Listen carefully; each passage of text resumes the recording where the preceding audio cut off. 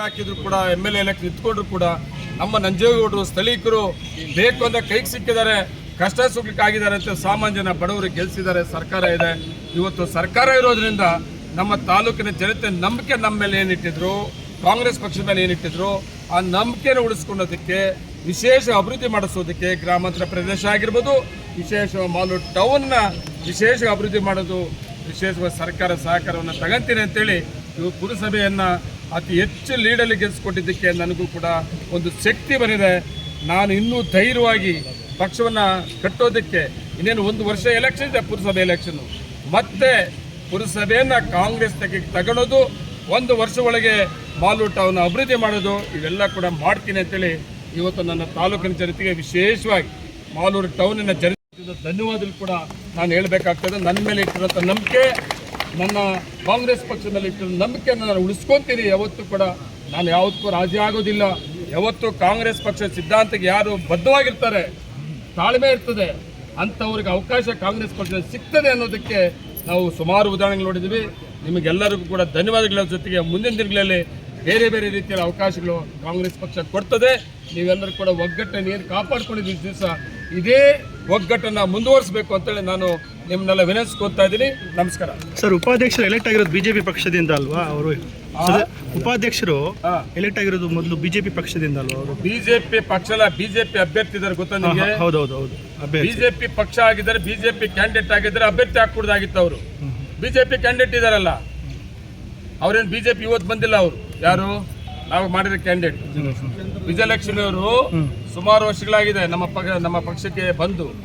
ನಾವು ಅದರಿಂದ ನಮ್ಮ ಪಕ್ಷದ ಅಭ್ಯರ್ಥಿ ಅಂತೇಳಿ ನಮ್ಮ ಹೈಕಮಾಂಡ್ ತೀರ್ಮಾನ ಮಾಡಿ ಅಭ್ಯರ್ಥಿಗಳ ಘೋಷಣೆ ಮಾಡಿದ್ದೀವಿ. ಅವರು ಬಿಜೆಪಿ ಅಭ್ಯರ್ಥಿ ಸಪ್ರೇಟ್ ಹಾಕೊಂಡಿದ್ದಾರಲ್ಲ. ಮತ್ತೆ 24 ಕೋಟಿ 4.5 ಕೋಟಿನಲ್ಲಿ ಮಾಲೂರು ಕೆರೆ ಅಭಿವೃದ್ಧಿಗೆ ವಾಕಿಂಗ್ ಪಾರ್ಕ್ ಮಾಡೋದು ಈಗಾಗಲೇ ಕೆಲಸವನ್ನು ಪ್ರಾರಂಭ ಮಾಡಿರೋದು. ಮತ್ತು ಇಂದಿರಾ ಕ್ಯಾಂಟೀನ್ ಮಾಡೋಕ್ಕೆ ಅವಕಾಶ ಮಾಡಿಕೊಟ್ಟಿರಲಿಲ್ಲ ಮೊದಲಿನ ಸರ್ಕಾರ. ನಾವು ಇಂದಿರಾ ಕ್ಯಾಂಟೀನ್ ಮಾಡಬೇಕು ಅಂತ ಹೋದರೆ ಸಿದ್ದರಾಮಣ್ಣವರು ಒಂದು ಕೊಟ್ಟಂಥ ಅವಕಾಶವನ್ನು ಮಾಲೂರು ತಾಲೂಕಿಗೆ ವಂಚಿತರಾಗಿದ್ವಿ. ಅದಕ್ಕೂ ಕೂಡ ನಮ್ಮ ಸರ್ಕಾರ ಬಂದರೆ ನೀರನ್ನು ತಂದಿದ್ದು, ಮತ್ತು ವಿಶೇಷವಾಗಿ ಫ್ರೀ ಸೈಟನ್ನು ಕೊಡೋದು. ಸುಮಾರು ನಮ್ಮ ನಾಗರಾಜ್ ಸಾಹೇಬರು ಶಾಸಕರಾಗಿದ್ದಂಥ ಸಂದರ್ಭದಲ್ಲಿ ನಮ್ಮ ಮಾಲೂರು ಟೌನಲ್ಲಿ ಯಾರ್ಯಾರಿಗೆ ಸೈಟ್ಲೆಸ್ ಇದ್ದಾರೆ ಅವ್ರಿಗೆಲ್ಲ ನಾವು ಆಶಯ ಇದರಲ್ಲಿ ಫ್ರೀ ಸೈಟ್ ಕೊಡ್ತೀವಿ ಅಂತೇಳಿ ಸಾಹೇಬರು ಎಲ್ಲ ನಾಗರಾಜ್ ಸಾಹೇಬ್ರ ಅಪ್ಲಿಕೇಶನ್ ತಗೊಂಡಿದ್ರು.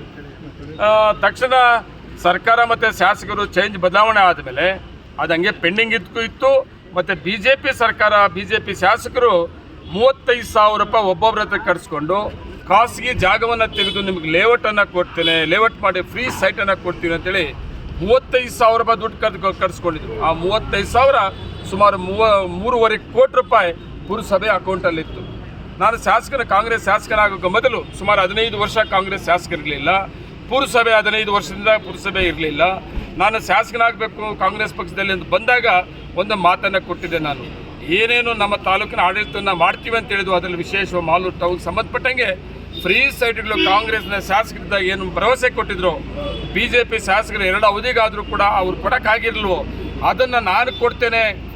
ಏನು 35,000 ರೂಪಾಯಿ ನಿಮ್ಮ ಹತ್ರ ದುಡ್ಡು ಕಟ್ಸ್ಕೊಂಡಿದ್ದಾರೆ, ಅದು ಸುಮಾರು ವರ್ಷದಿಂದ ಬ್ಯಾಂಕಲ್ಲಿದೆ, ಅಕೌಂಟಲ್ಲಿದೆ.